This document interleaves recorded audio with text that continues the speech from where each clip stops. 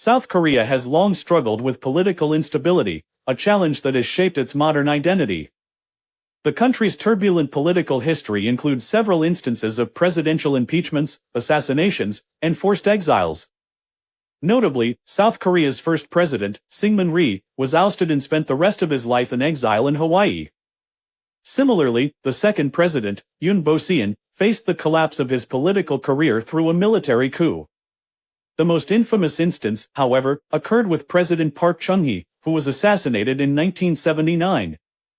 These significant events were not isolated but part of a broader pattern where many South Korean presidents faced scandal and instability. One of the most crucial elements contributing to the instability has been the military's role in the country's politics.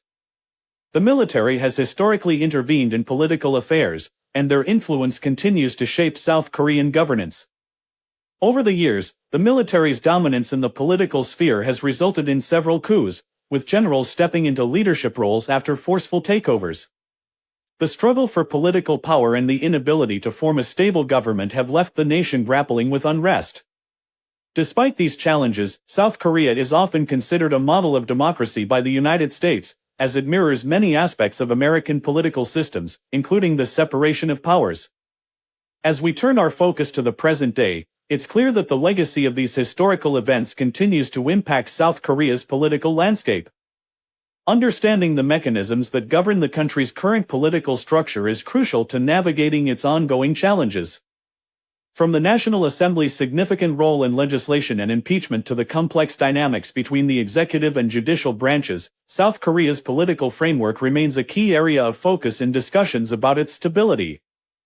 South Korea's political system is structured around the separation of powers among three branches of government: the executive, legislative, and judicial.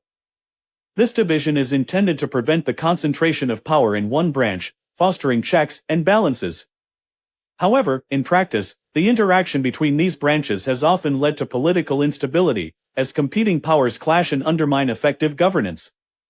The executive branch is headed by the president, who serves a single 5-year term.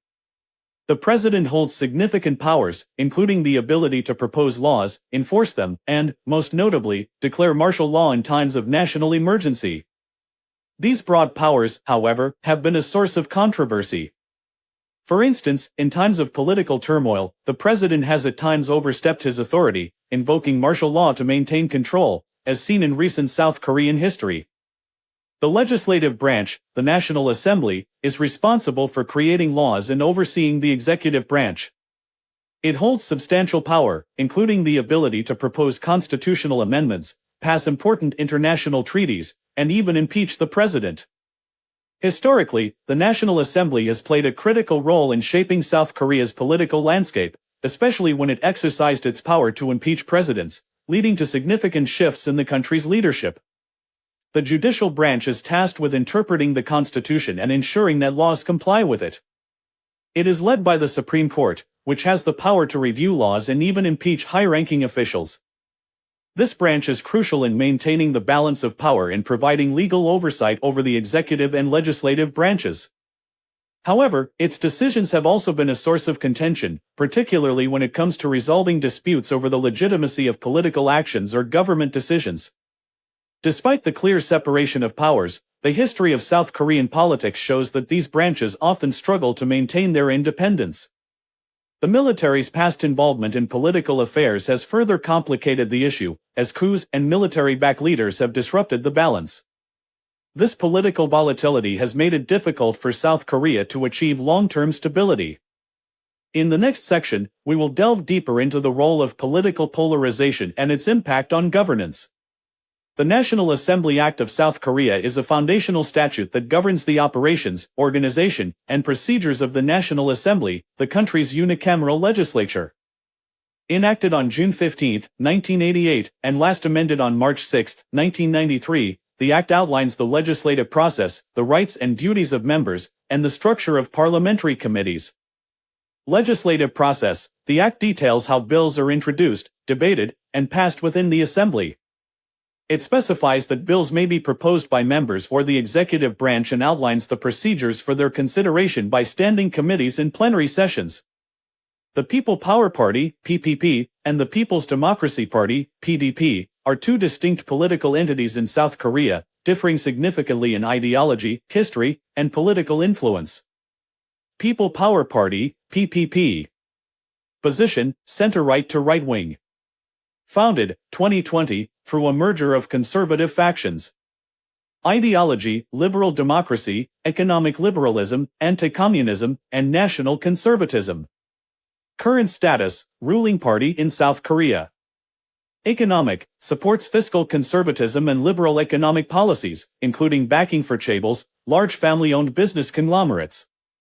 Social, advocates for traditional family values and a hawkish stance on national security, particularly regarding North Korea. Foreign policy, pro-US alignment, with a focus on strengthening ties with the United States and maintaining a strong military posture against North Korea. Encyclopedia Britannica.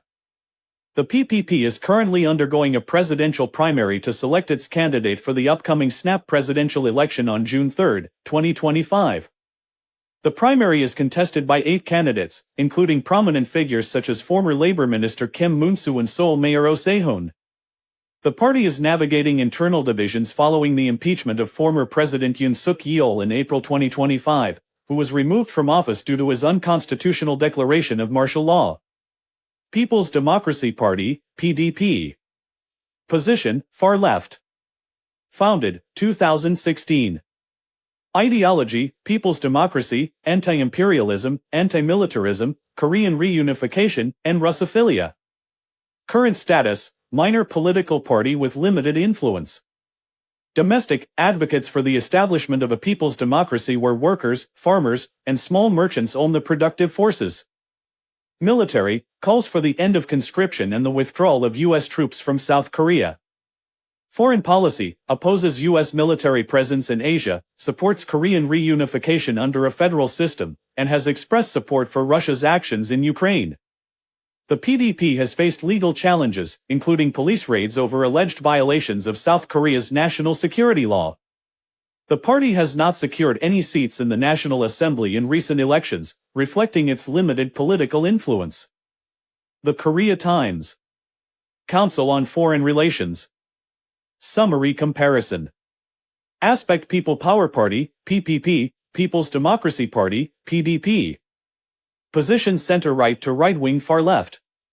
Founded 2020. Ideology liberal democracy, economic liberalism, anti-communism people's democracy, anti-imperialism, anti-militarism.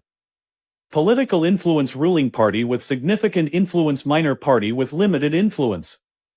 Key policies pro-US, fiscal conservatism, strong military stance anti-US military presence, support for Korean reunification.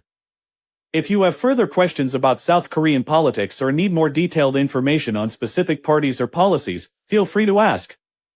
Member rights and duties. It establishes the rights of members to propose legislation, participate in debates, and vote. It also sets forth their duties, including attending sessions and maintaining ethical conduct. Committee structure. The Act defines the organization of standing committees, which are responsible for reviewing bills and other legislative matters in detail. Procedural rules. It provides rules for the conduct of sessions, including the quorum required for decision-making and the procedures for voting. The influence of the military on South Korean politics has been a significant and often tumultuous aspect of the country's political landscape.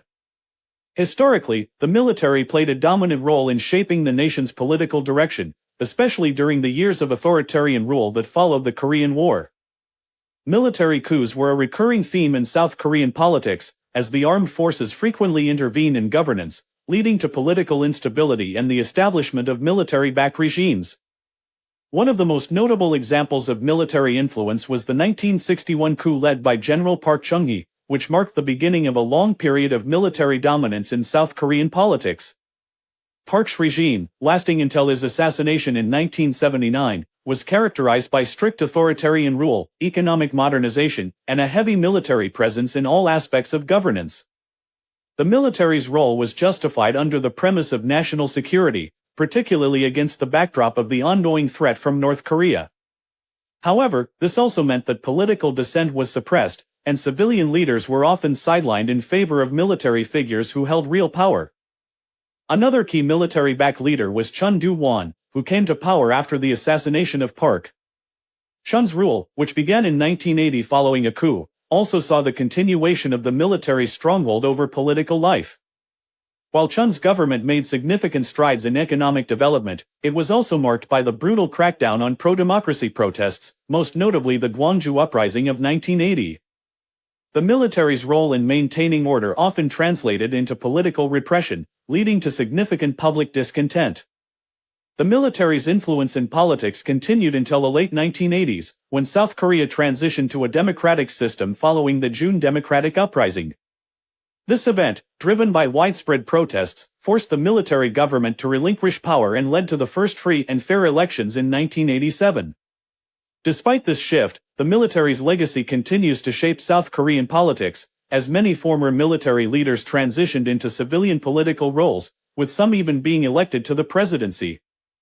Today, the South Korean military no longer holds direct political power, but its influence can still be seen in the country's defense policies, its relationship with North Korea, and the lingering impact of military-backed leaders on political discourse. Military-backed political figures have shaped not only the government's policies but also the public's expectations of political leadership, sometimes creating divisions and conflicts that persist even in the present day. The legacy of military influence underscores the complex relationship between South Korea's past authoritarianism and its current democratic framework. As South Korea moves forward, questions remain about how this history will influence the future, particularly in light of the changing dynamics within its political parties and their ongoing struggles for dominance. The lingering presence of military influence in political and social institutions remains a point of contention, with some questioning whether true democratic governance can ever fully separate itself from this historical legacy. In South Korean politics, the judicial branch plays a crucial role in maintaining the balance of power and ensuring the country's governance adheres to constitutional principles. The judiciary is made up of the Supreme Court and the Constitutional Court, two institutions with significant authority in shaping political outcomes and resolving disputes between the branches of government. The Supreme Court stands at the apex of the judicial system in South Korea. It is responsible for reviewing laws and ensuring their constitutionality, providing a check on legislative and executive actions. The court has the authority to resolve disputes between the government branches and make decisions that impact the functioning of the state. For instance, the court's power to review laws ensures that both the National Assembly and the executive branch remain within the bounds of the Constitution. By overseeing the legislative process, the Supreme Court plays a fundamental role in maintaining the rule of law. Alongside the Supreme Court, the Constitutional Court has a specialized role in overseeing matters of constitutional importance. Its primary responsibility is judicial review, particularly in cases involving the constitutionality of laws or the actions of government officials. The Constitutional Court also holds the power to dissolve political parties and impeach high-ranking officials, making it a key institution in safeguarding democratic principles. This authority allows the court to intervene in political processes and prevent any actions that could undermine the integrity of the democratic system. One of the most critical powers of the judiciary is its ability to impeach officials, including the president, in cases of constitutional violations. This power was notably exercised in the impeachment of President Park Geun-hye in 2017, which was a landmark event in South Korean history. The judiciary's role in impeachment reflects its responsibility to ensure that no branch of government, even the executive, operates beyond its constitutional limits. Additionally, the judiciary's influence in resolving conflicts, such as political gridlocks, reinforces its position as a guardian of the Constitution. Overall,